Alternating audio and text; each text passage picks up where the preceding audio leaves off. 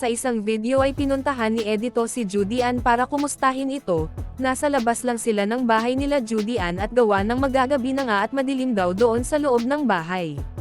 Tumabi si Edito ng upo kay Judy Ann at tinanong ito kung nasaan yung nanay niya. Sumagot naman si Judy Ann na nasa bukid at nagsasaka. Natanong din ni Edito kung ano ang mga pananim ng nanay ni Judy Ann. Sumagot naman si Judy Ann na mga kamote at kamoteng kahoy o balanghoy.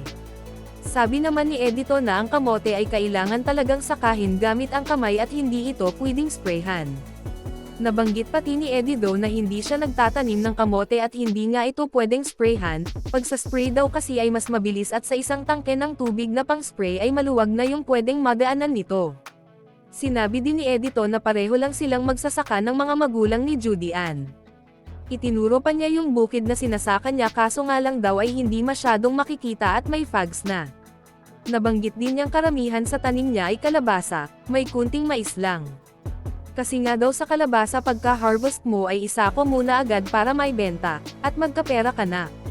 Samantalang sa mais ay pagka-harvest mo, tatanggalin mo pa ito sa pakaw, pagkatapos ibilad kung may ulan pa ay hahangguin mo ito at ibilad ulit hanggang matuyo, saka mo pa ito pwedeng ibinta.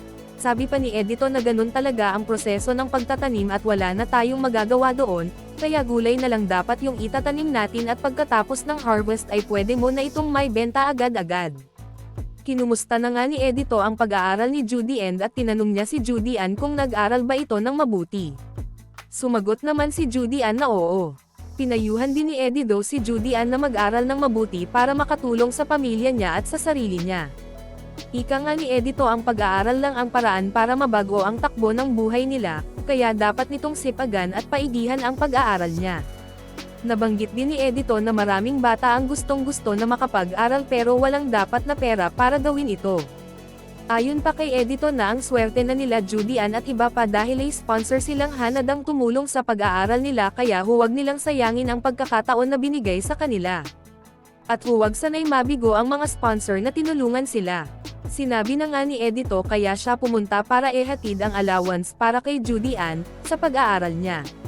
Humingi pati ng pasensya si Edito at medyo nga daw natagalan ang paghatid niya ng allowance ni Judy Ann, gawa nga ng sobrang busy din daw niya. Sinabi din ni Edito na sana ay makatulong ito kay Judy Ann at magagamit niya ito para pambili ng mga kakailanganin niya sa pag-aaral niya. Nabanggit din ni Edito kay Judy Ann na wala si Sir Paul sa Davao. Dagdag pa niya na dapat ongat pa ang grado ng mga scholar tulad ni Judy Ann para naman matuwa sila Sir Paul at ang mga sponsor na tumutulong sa kanila. Ibinigay na nga ni Edito ang allowance ni Judy Ann. At inanyayahan ang mga followers ng PB team na patuloy na suportahan ang buong grupo. Nagpapasalamat naman si Judy Ann kay Sir Paul at sa buong PB team. At para sa more summary video ng Pugong Biyahero huwag kalimotang mag-like and subscribe.